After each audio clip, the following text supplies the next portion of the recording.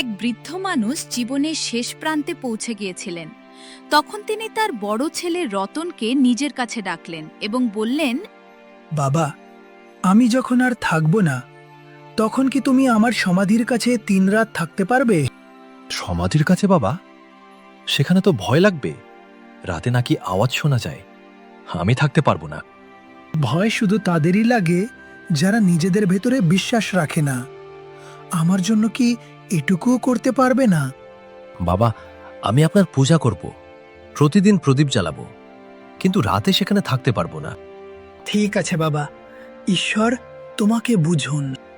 তখন বাবা তার মেজ ছেলে সুমনকে ডাকলেন এবং বললেন, বাবা, আমি চলে যাওয়ার পর তুমি কি 3 রাত আমার সমাধির কাছে থাকবে? বাবা, দরকার হলে প্রথম রাত থাকতে পারি, কিন্তু 3 রাত? জায়গাটা তো ভয়ঙ্কর। কখনো কখনো ভয়কে জয় করাই সত্যিকারের ভালোবাসার পরিচয়। বাবা, আমি দিনে আসতে পারি, কিন্তু রাতে সেখানে যেতে পারবো না। ঠিক আছে, আমি তোমার মনের কথা বুঝেছি। এবার তিনি তার সবচেয়ে ছোট ছেলে অর্ণবকে ডাকলেন। আমার প্রিয় ছেলে, তুমি কি আমার সমাধির কাছে 3 রাত কাটাতে পারবে? শুধু 3 রাত কেন বাবা? আপনি যদি 100 রাতও বলেন, তবুও আমি থাকব। সেখানে তোমার ভয় লাগবে না? সমাধির জায়গাটা তো নির্জন। যখন আপনার আশীর্বাদ আমার সঙ্গে আছে, তখন ভয় কিসের? আপনার স্মৃতি আমার পাহারা দেবে। তুই সত্যিই একজন আদর্শ ছেলে। তোর মতো ছেলের জন্য প্রত্যেক বাবা গর্বিত হবে। তখন বাবা মুচকি হেসে চোখ বন্ধ করলেন। আর এভাবেই সেই বৃদ্ধ বাবা শান্ত মনে পৃথিবীকে বিদায় জানালেন। প্রথম রাত, ঠান্ডা বাতাস বইছিল। চিতার ছাই তখনও গরম ছিল। অর্ণব সেখানেই বসেছিল।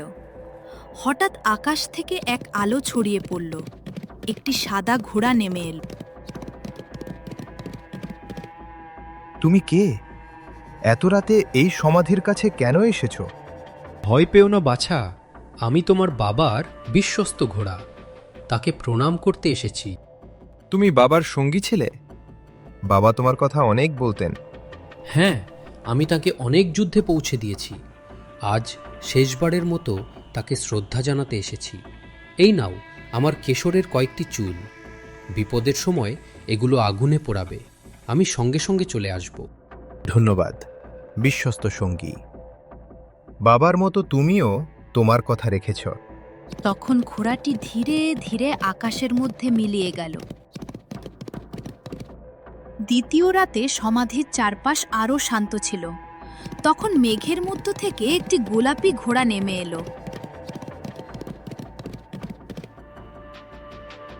আমিও তোমার বাবার সঙ্গী ছিলাম।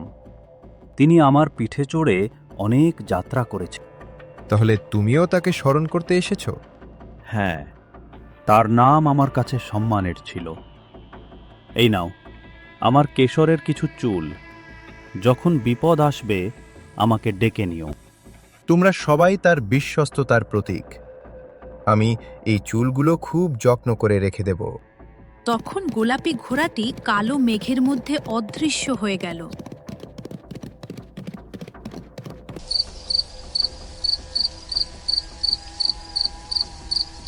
তৃতীয় রাতে সমাধির ওপর চাঁদের হালকা আলো ছড়িয়েছিল। তখন একটি হলুদ রঙের ঘোড়া নেমে এলো।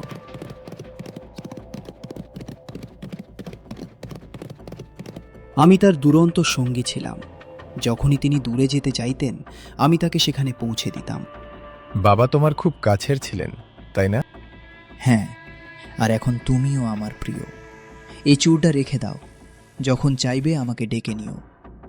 তোমাদের 3 ভাইয়ের এখানে আসা আমার জন্য আশীর্বাদ। আমার বিশ্বাস বাবা এখন নিশ্চয়ই শান্তিতে আছেন।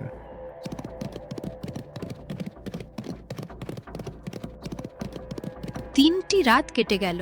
আজ ছোট ছেলে অর্ণব তার বাবার কথা রেখেছিল। সমাধির ছাইয়ের মধ্যে ভালোবাসার প্রদীপ জ্বলতেই থাকল। অর্ণব তার বাবার সমাধির পাশে বসেছিল। 3 রাত ধরে সে অচেনা সব আশ্চর্য ঘটনা দেখেছিল। কিন্তু চতুর্থ রাতে আর কেউ এলো না। তার মনে হলো হয়তো বাবা তাকে একা পথ চলার শক্তি শেখাচ্ছেন।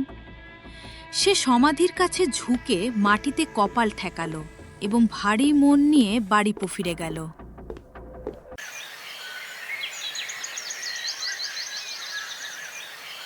একদিন 3 ভাই এক জায়গায় বসেছিল। সামনে ছিল একটি পুরনো সিন্দুকে রাখা সামান্য কিছু সম্পত্তি। চলো, যা আছে সামান ভাগ করে নিই। আমি সবার বড়, আমার বেশি অংশ পাওয়া উচিত। আরে ভাই, বাবা তো বলেননি যে বড় ছেলে বেশি নেবে, 3 জনের ভাগ সমান হবে। ভাইরা, যে ভাগই পাই আমি সন্তুষ্ট মনে নেব। বাবার আশীর্বাদই সবচেয়ে বড় সম্পদ। আচ্ছা আচ্ছা, তুই তো দেখি খুব ধার্মিক হয়ে গেছিস। সামান্য তর্ক বিতর্কের পর সম্পত্তি ভাগ হয়ে গেল, কিন্তু ভাইদের হৃদয়ের মধ্যেও ফাটলটো ধরে গেল।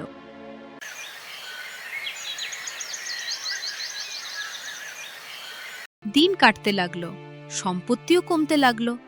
শেষ পর্যন্ত 3 ভাইকে অন্যদের পশু চড়ানোর কাজ করতে হলো। দেখো ভাই, এই গরুগুলো মালিকের, খেয়াল রেখো যেন কোনোটা হারিয়ে না যায়। আরে ছাড় তো, 2-1টা যদি বিক্রিও হয়ে যায়, কে আর জিজ্ঞেস করবে? টাকা আমাদের পকেটেই থাকবে। আজ 2টো ছাগল বিক্রি করে দিই, মাংস খাবো, কাল আবার নিয়ে আসবো। এটা ঠিক নয়, এটা চুরি। তুই তোর উপদেশ নিজের কাছেই রাখ। ছোট ভাই অর্ণবের কথা কেউ শুনল না। 2 বড় ভাই প্রায় অন্যদের পশু বিক্রি করে সেই টাকা মদ আর মাংসের পেছনে উড়িয়ে দিতে লাগল। একদিন মালিকের লোকেরা চারণভূমিতে এলো। তারা পশুর পাল গুনতে শুরু করল। এ কি, 5টি ছাগল কম? কে চুরি করে নিয়ে গেল? এই 2 বড় ভাই সব সময় মাতাল হয়ে থাকে, নিশ্চয়ই ওরাই করেছে। আমরা কিছুই করিনি, আমাদের ওপর মিথ্যা অভিযোগ দিও না। ভাইরা, সত্যিটা বলে দাও। মিথ্যা বললে শুধু অপমানই হবে। ভিড় উত্তেজিত হয়ে উঠল। শেষ পর্যন্ত সত্য সামনে চলে এলো। 2 ভাই পশুগুলো বিক্রি করেছিল। আমাদের ভুল হয়ে গেছে, কিন্তু ছোট ভাই অর্ণব তো নির্দোষ। সে নির্দোষ হলেও এখন সবাইকে একসঙ্গে যেতে হবে। তোমরা 3 জন আর এই গ্রামে থাকতে পারবে না। তোমরা আমাদের বিশ্বাস ভেঙেছ, এখান থেকে চলে যাও। যদি এটাই বিচার হয় তাহলে আমরা চলে যাব, কিন্তু মনে রাখবেন, আমার মন এখনো এই মাটির সঙ্গে জড়িয়ে আছে। 3 ভাই তাদের ঝোলা গুছিয়ে নিল। মায়ের পুরনো একটি পাত্র, কিছু শুকনো রুটি আর বাবার স্মৃতি, এই ছিল তাদের সঙ্গে। সূর্য তখন অস্ত যাচ্ছিল। যখন তারা 3 জন নতুন গ্রামে পৌঁছালে, সেখানকার আকাশ ছিল পরিষ্কার, কিন্তু তাদের হৃদয়ের বোঝা ছিল অনেক ভারী। চলো, এখানে কারো কাছে কাজ চাই, আর কোথায় বা যাব? ঈশ্বরের কৃপায় আমরা আবার একটা সুযোগ পাব, পরিশ্রম করব। হয়তো তুই ঠিকই বলছিস ছোট। চলো, এবার আর কাউকে ঠকাবো না। এভাবেই 3 ভাই আবার নতুন করে জীবন শুরু করল। সকালবেলা অর্ণব পাহাড়ের নিচে গরু ও ছাগল চড়াচ্ছিল, আর 2 বড় ভাই বিরক্ত হয়ে আকাশের দিকে তাকিয়েছিল। আরে ভাই, এ তো ভীষণ বিরক্তিকর কাজ। দিন রাত শুধু এই গরু, এই ছাগল। চল, আজ একটু শহর ঘুরে আসি। বাহ, দারুণ ভেবেছিস। শুনেছি আজ সেখানে নতুন একটা তামাশা বসেছে। চলো দেখে আসি। ভাইরা, তোমরা চলে গেলে পশুগুলো কে দেখবে? এগুলো তো আমাদের ভরসায় রয়েছে। আরে, তুই কি শুধু উপদেশ দেওয়ার জন্যই এসেছিস? দুপুরের মধ্যেই ফিরে আসবো, কোনো পশু পালিয়ে যাবে। ঠিক আছে, কিন্তু তাড়াতাড়ি ফিরে এসো। বাবা বলতেন, কাজ আগে, তামাশা পরে। 2 ভাই হাসতে হাসতে চলে গেল, আর অর্ণব সেখানেই রয়ে গেল। আকাশের দিকে তাকিয়ে সে ছাগলগুলো চড়াতে লাগল।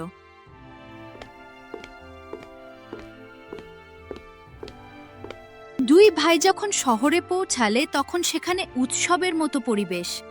চারদিকে আনন্দের রেশ, বাদ্যযন্ত্র বাজছে, মানুষের ভিড় জমেছে। আর শহরের সবচেয়ে বড় তোরণের পাশে 40টি সিঁড়ি বিশিষ্ট একটি বিশাল মঞ্চ তৈরি করা হয়েছিল। শোনো শোনো শোনো, মহারাজের আদেশ, যে ব্যক্তি নিজের ঘোড়া, গাধা অথবা উটের পিঠে চড়ে এই মঞ্চের একেবারে উপরের সিঁড়ি পর্যন্ত পৌঁছাতে পারবে, রাজকুমারীর হাত থেকে পানি পান করে তার কাছ থেকে আংটি নিয়ে ফিরে আসতে পারবে, সেই হবে রাজকুমারীর বর। ভিড়ের মধ্যে উত্তেজনা ছিল, কিন্তু ভয়ও ছিল। লোকেরা ফিসফিস করে কথা বলছিল। সত্যি কি কেউ এত উঁচু পর্যন্ত উঠতে পারবে? আরে ভাই, গতকাল 3 জন যুবক পড়ে গিয়েছিল, একজন তো সেখানেই মারা গেছে। যদি কেউ উঠতে পারে তাহলে রাজকুমারী তার হবে, এমন সুযোগ কে ছাড়বে? মন্ত্রী, প্রস্তুতি কি সম্পূর্ণ হয়েছে? রাজকুমারীর তাঁবু নিরাপদ তো? জি মহারাজ, আপনার আদেশ অনুযায়ী সবকিছু প্রস্তুত। তবে মহারাজ, এই মঞ্চটি অনেক উঁচু, এখন পর্যন্ত কেউই সেখানে পৌঁছাতে পারেনি। যে আমার মেয়ের বর হবে তাকে কঠিনতম পরীক্ষায় দিতে হবে। আমি চাই সে সাহসী হোক, বুদ্ধিমান হোক এবং একেবারে ওপরে পৌঁছাতে সক্ষম হোক। মহারাজ, মানুষ ভয় পেতে শুরু করেছে, অনেকেই আহত হয়েছে। যে ভয় পেয়ে যায় সে রাজকুমারীর যোগ্য নয়। ঘোষণা চালিয়ে যাও। সন্ধ্যা নেমে আসছিল। 2 ভাই ক্লান্ত কিন্তু উত্তেজিত মুখে বাড়ি ফিরল। আরে ছোট, আজ এমন এক তামাশা দেখেছি যা সারা জীবন মনে থাকবে। কি হয়েছে দাদা, বলো না, সেখানে কি দেখলে? মহারাজ শহরের মধ্যে একটা বিশাল মঞ্চ তৈরি করিয়েছেন। 40টি সিঁড়ি। যে নিজের ঘোড়ায় চড়ে একেবারে ওপরে উঠে রাজকুমারীর কাছ থেকে পানি পান করে ফিরে আসতে পারবে, সেই হবে তার স্বামী। বাহ, কি ব্যাপার, কেউ সফল হয়েছে? না রে, কেউই নয়, অনেকে তো পড়ে গিয়ে মারা গেছে।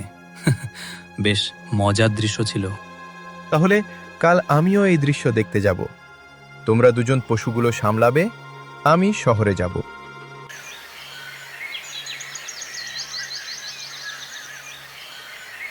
পরদিন সকালে অর্ণব শান্তভাবে গরু চড়াচ্ছিল, আর 2 বড় ভাই আবার শহরের দিকে বেরিয়ে গেল সেই তামাশা দেখতে। সন্ধ্যা হতে হতে আকাশ সোনালি হয়ে উঠল। পশুগুলো তখন বিশ্রাম নিচ্ছিল। অর্ণব উঠে গাছগুলোর মাঝে দাঁড়িয়ে চারপাশে তাকালো। সে সেই চুলগুলো বের করল যেগুলো সাদা ঘোড়াটি সেদিন রাতে সমাধির কাছে তাকে দিয়েছিল। ধীরে ধীরে সে একটি চুল আগুনে পুড়িয়ে দিল, আর ঠিক তখনই আকাশে বিদ্যুতের মতো আলো ঝলসে উঠল। বাতাস ঘুরতে শুরু করল, মেঘ গর্জন করতে লাগল। রঙিন আলোর এক ঢেউ মাটিতে নেমে এলো, আর সেই আলোর মধ্য থেকে একটি অসাধারণ সাদা ঘোড়া বেরিয়ে এলো।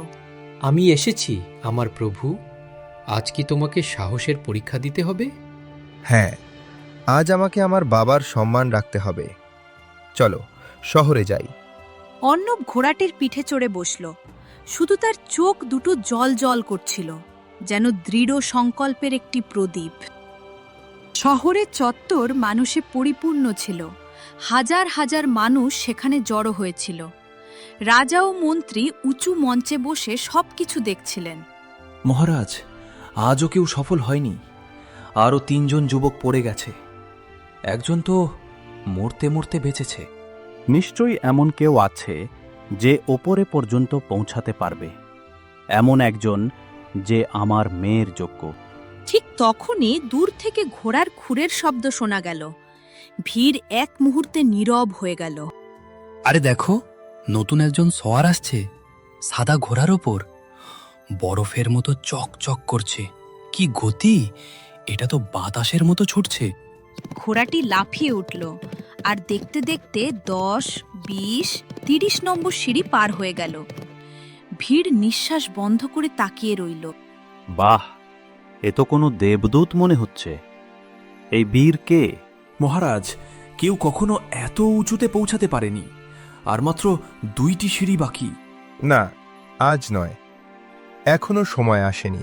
ঘোড়াটি জোরে শেষাধ্বনি করল, যেন আরও ওপরে যেতে চাইছিল। কিন্তু তখন অর্ণব লাগাম ঘুরিয়ে দিল, আর ঘোড়াটি অসাধারণ দ্রুততায় নিচে নেমে এলো। আরে থামো বীর, আর মাত্র 2টি সিঁড়ি বাকি ছিল। এই যুবক, আর একবার চেষ্টা করো, তাহলেই রাজকুমারী তোমার হবে। সে কে ছিল? কোথা থেকে এলো? কিন্তু ততক্ষণে সাদা ঘোড়াটি ভিড়ের মধ্যে ধুলো উড়িয়ে অদৃশ্য হয়ে গেছে। সূর্য তখন অস্ত যাচ্ছিল। ধন্যবাদ আমার বন্ধু। আজকের জন্য এতটুকুই যথেষ্ট। যখন আবার আমাকে ডাকবে আমি তোমার সঙ্গে থাকব। অর্ণব মুখের কাপড় সরিয়ে নিজের পশুগুলোর কাছে গিয়ে বসে পড়ল, যেন কিছুই ঘটেনি। আরে ছোট, আজ তো এক অসাধারণ বীর এসেছিল।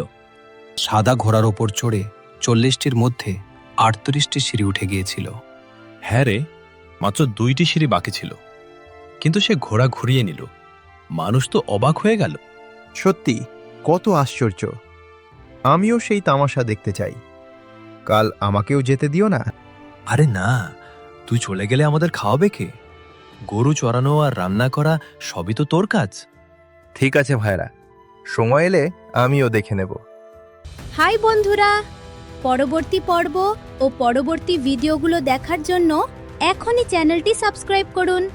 ভিডিওটা কীরকম লেগেছে অবশ্যই কমেন্টে বলবেন। অনেক অনেক ধন্যবাদ ভিডিওটি দেখার জন্য।